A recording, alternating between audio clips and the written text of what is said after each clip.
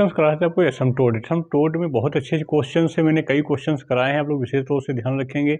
Asymptote में मैंने दो मेथड बताया, एक एक्स और वाई। वहाँ पे जो हमारे पास जिसकी हाईएस्ट पावर होती है एक्स या वाई में, किसी एक नंबर को M X Y equal to M X plus C में कन्वर्ट कर देते हैं। यदि ऐसा नहीं करना चाह रहे तो दूसरा मेथड है, वहाँ पे y इक्वल टू एम और x इक्वल टू 1 पुट कर देते हैं, उसके बाद निकालते हैं। एसिम्प्टोट का मतलब होता है किसी पॉइंट पे टेंजेंट निकालना, कितनी how many tangent of curve की टेंजेंट कितनी होंगी। तो क्वेश्चंस कराते हैं, क्वेश्चंस बहुत अच्छा है। क्वेश्चंस क्या कहता है, क्वेश्चन लिखते हैं, क्वेश्चन लिखेंगे the given equation of the curve. ठीक, जो हमारे पास गिवन इक्वेशंस कर्व दे रखी है उसके टेंजेंट निकालना है, यानी कि एसिम्प्टोट निकालना। एसिम्प्टोट कैसे निकालते हैं, फाइंड करते हैं, देखते हैं। तो हम लिखते हैं सोल्यूशन पे आते हैं। क्वेश्चंस बहुत अच्छा क्वेश्चन है, विशेष ध्यान रखेंगे। तो यहाँ पे लिखते हैं the equation of the curve. Equation of the curve क्या है हमारे पास है, x cube plus 2x square y minus x y square minus 2y3 plus x y minus y square minus 1 equal to 0। ठीक, तो यहाँ पे क्या करते हैं, लेट कर लेते हैं। यहाँ पे हमने लिखा y equal to m and x equal to 1 put करते हैं। जैसे पुट करेंगे तो यहाँ पे हो जाता है, देखिए 1 plus 2m minus m square minus 2m cube plus m minus m square minus 1 equal to 0। अब इसको हम क्या करते हैं, देखिए हमारे पास यहाँ से ये एक और ये अलग बन जा रहा है। ठीक, तो इसमें दो फंक्शन बन जाते हैं, हमने बताया था f0 f1 f2 मान लेते हैं। तो हमारे पास ये f1 हो जाता है, f0 ये f1, यहाँ पे f नहीं। ठीक, तो अब क्या करते हैं, यहाँ पे विशेष ध्यान रखना है, हमारे पास जो f1 होगा तो यहाँ पे इसके क्या करते हैं, फैक्टर कर लेते हैं। फैक्टर कैसे करते हैं वो विशेष ध्यान रखना है। तो यहाँ पे लिखते हैं, देखिए हमारे पास है 1 plus 2m minus m square minus 2m cube equal to 0।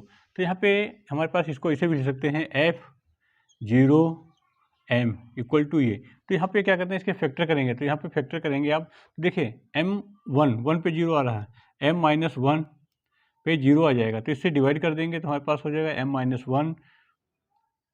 ठीक, तो m इक्वल टू 1 में यानी कि m माइनस 1 और m माइनस 1 मैंने कहा 3 इसको डिवाइड करना है, या आप ऐसे डिवाइड कर सकते हैं, m माइनस 1 से डिवाइड करेंगे, इस नंबर को ऐसे डिवाइड करिए या ऐसे डिवाइड करिए, बिल्कुल सेम है। डिवाइड करने का तरीका है, आप कैसे डिवाइड करना चाहें, जो आप अच्छा लगे उससे डिवाइड करेंगे। ठीक, तो यहाँ पे हम इसको डिवाइड करते हैं।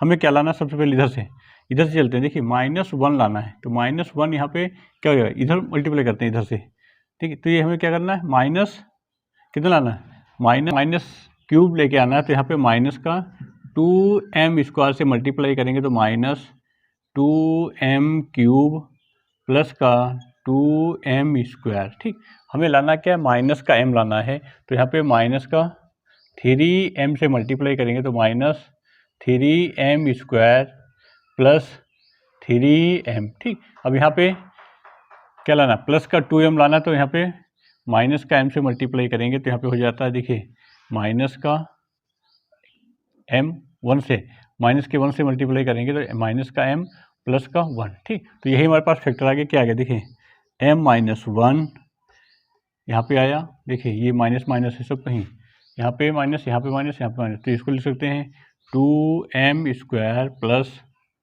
3m plus 1। ठीक, इसे ध्यान रखेंगे, ये माइनस इसको उल्टा चेंज करते ही हो जाता है। ठीक, तो हम यहाँ पे क्या करते हैं, अब इसके फैक्टर कर लेंगे। जैसे फैक्टर करेंगे m minus 1 m plus 1 m पे लिखते हैं प्लस का 1/2 और माइनस, यहाँ पे देखिए ये माइनस है सब में, तो इस माइनस को यहाँ पे लिखिए -1, तो इसके साथ -1 लिखा है, तो हमारे पास फैक्टर बन गए m इक्वल टू 1। इसकी वजह से माइनस है तो यहाँ पे -1 हो जाएगा ये। ठीक है, ये उधर जाके -1, तो यहाँ पे -1/1। ठीक, इसका हो जाएगा -1/2। ठीक, तो ये हमारे पास फैक्टर हो जाते हैं किसके, इस नंबर के। अब निकालते हैं हमारे पास क्या है, कांस्टेंट वैल्यू। कांस्टेंट वैल्यू मैंने निकालने के लिए बताया, क्या करते हैं, कांस्टेंट वैल्यू निकालते हैं। इसको लिखते कैसे हैं, इसको लिखेंगे हमारे पास, पहले लिखते हैं y equal to x plus C1, ठीक। दूसरा हो जाएगा y equal to minus x plus C2। Third y equal to -1/2 x plus C3। अब निकालते हैं यहाँ पे, जैसे हम निकालेंगे C1 इक्वल टू, तुम्हारे पास हो जाता है जो नंबर F1, यहाँ पे F0 F1 क्या है हमारे पास, F1 ये है, तो यहाँ पे लिखेंगे m minus m square upon फिर F डैश, F डैश यहाँ पे नहीं निकाला, यहाँ पे निकालते हैं F dash m equal to हो जाता है 2 - 2m - 6m स्क्वायर, ठीक। अब क्या करते हैं, यहाँ पे निकालते हैं F0 किसके लिए, C1 के लिए। जैसे C1 के लिए निकालेंगे तो हमारे पास होता है F1 m upon F0 dash, ठीक। तो यहाँ पे जैसे हो जाएगा m1 कितना है हमारे पास, m minus m square upon दूसरा F डैश, यहाँ पे देखिए 2 बाहर ले लिया, 1 minus m minus 3m square bracket closed. तो यहाँ पे क्या रखेंगे, C1 की जगह वैल्यू कितनी है 1, तो जैसे 1 रखेंगे तो ऊपर हो जाता है 0 अपॉन नीचे, तो यानी कि पहले 0 आ जाएगी। दूसरे की आती है हमारे पास F1 F0 m, ठीक। यहाँ पे 0m डैश, तो इसको लिखेंगे तो यहाँ पे हो जाता है, देखिए यहाँ पे -1 होगा, तो डायरेक्ट कर रहा हूँ, यहाँ पे माइनस वो माइनस ये, तो -2 अपॉन 2 ब्रैकेट में 1 + 1 -3, तो यहाँ पे हुआ माइनस कैंसिल, तो यहाँ पे -1 आ जाएगा। थर्ड कैसे निकाल लेंगे, वैल्यू यहाँ पे पुट कर देंगे, आंसर आ जाएगा, ठीक। वैल्यू निकाल के इसमें पुट कर देना है, ये x1 x2 x3 के जो हमारे पास C1 C2 के वैल्यू हैं आ जाते हैं, क्वेश्चंस कंप्लीट हो जाता है। पिछले तौर से देखिएगा, समझिएगा, नहीं आए पूछिएगा। धन्यवाद।